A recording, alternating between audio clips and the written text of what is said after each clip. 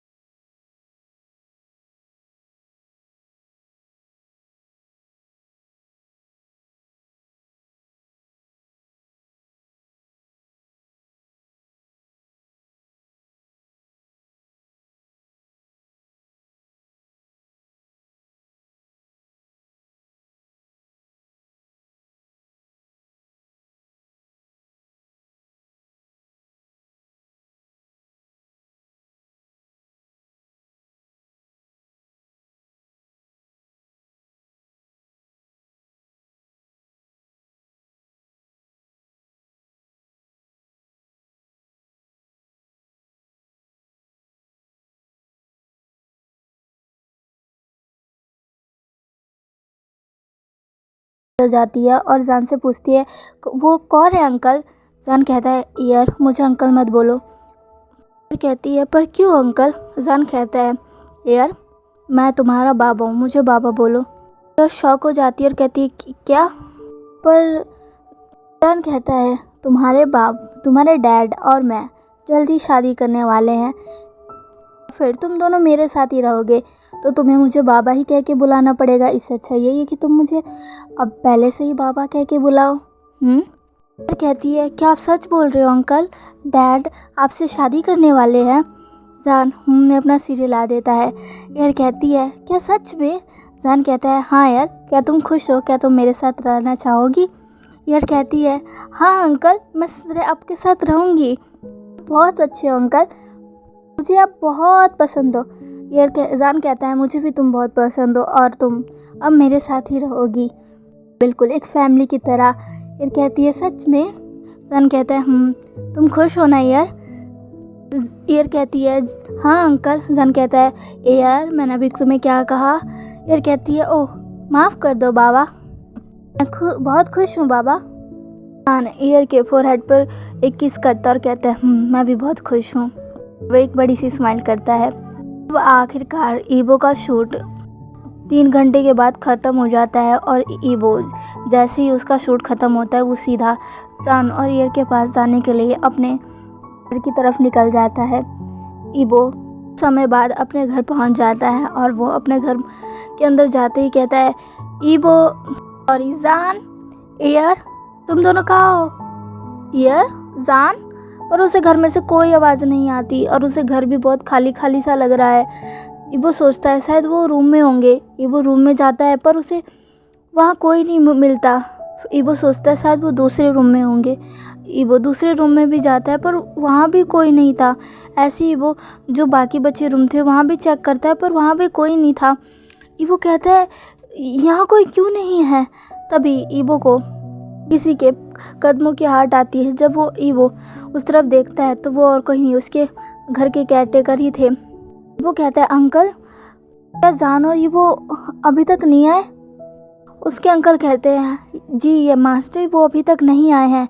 ईबो कहता है, पर ये कैसे हो सकता है? वो तो काफ़ी समय पहले ही घर पहुंचने वाले थे, वो अभी तक घर क्यों नहीं आए? कहीं उन्हें कुछ हो तो नहीं गया? वो जल्दी से जान को कॉल मिलाता है और जान से कहता है, जान के कॉल पिक करते हुए ईबो कहता है, जान तुम कहाँ हो? तुम अभी तक घर क्यों नहीं आए? तुम ईयर को लेकर कहाँ हो? जान कहता है, मैं घर पर ही हूँ ईबो। ईबो कहता है, जान झूठ मत बोलो, मैं घर पर हूँ, तुम दोनों यहाँ नहीं हो, आखिर तुम कहाँ हो? तुमने मुझसे झूठ क्यों बोला और तुम घर क्यों नहीं आए? तुम जानते हो ना ईयर की हालत कैसी है, और तुम उसे कहीं और कैसे लेके जा सकते हो? उसे घर लेकर आ। जान कहता है ईबो वो अपने घर पर ही है। वो कहता है वो घर पर नहीं है, मैं यहीं घर पर हूँ। जान कहता है मैं उस घर की बात नहीं कर रहा ईबो, वो अपने असली घर पर है, वो मेरे घर पर है, समझे तुम? और ऐसा कहकर जान कॉल काट देता है। ईबो जो कि शौक खड़ा था, उसे कुछ समझ नहीं आ रहा था कि जान ने अभी क्या कहा। ईबो कहाँ है? ईबो को बिल्कुल यकीन नहीं हो रहा था कि जान उसे अपने मेंशन लेके चला गया। ईबो अब तुरंत होश में आता है, अपने अंकल से कहता है अंकल घर का ख्याल रखिएगा, मैं अभी आता हूँ। उसके अंकल कहते हैं पर ईबो तुम कहाँ जा रहे हो? तो भागते हुए कहता है अंकल बाद में बात करते हैं। ईबो जल्दी से अपनी कार में बैठता है और सीधा जान के घर की तरफ निकल जाता है। और वो रास्ते भर यही सोच रहा था कि जान ऐसा कैसे कर सकता है, वो ईयर को अपने घर कैसे लेकर जा सकता है। वो उसे उस घर ले गया जिस घर से कभी मैं भाग कर आया था। नहीं, वो वहाँ उसे कैसे लेकर जा सकता है? जान तुम ऐसे कैसे कर सकते हो? तुम मुझसे बिना पूछे मेरी बेटी को वहाँ कैसे लेकर जा सकते हो? ईबो को अभी जान पर बहुत गुस्सा आ रहा था। वो जल्दी से कार ड्राइव कर तुरंत ही शाओ मैंशन पहुँच जाता है कि कभी जान और ईबो का साथ में घर हुआ करता था, पर अब ईबो उसे अपना घर नहीं मानता था। ईबो जैसे ही उस घर के सामने अपने कार रोकता है, ईबो अपनी नज़रें उठाकर उस घर को देखता है। उस घर को देखते ही ईबो को पुरानी सारी मेमोरीज एक एक कर याद आने लग गई थी और उसका दिल ज़ोर से धड़कने लग गया था। वो अपने सीने पर हाथ रख के कहता है नहीं, मुझे जाना होगा, मेरी बेटी अंदर है। वो जल्दी से कार से बाहर आता है और धीरे धीरे मैंशन के अंदर चला जाता है। उसे उस मैंशन की सारी बातें याद आ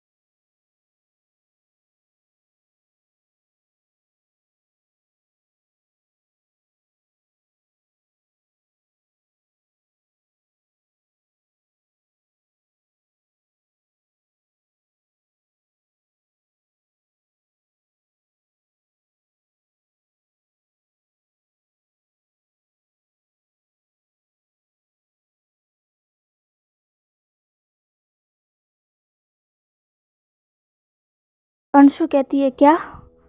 ईबो कहता है जान मेरी बेटी को यहाँ लेकर आ गया है, मैं बस उसे लेने आया हूँ, उसे लेकर मैं यहाँ से चला जाऊँगा।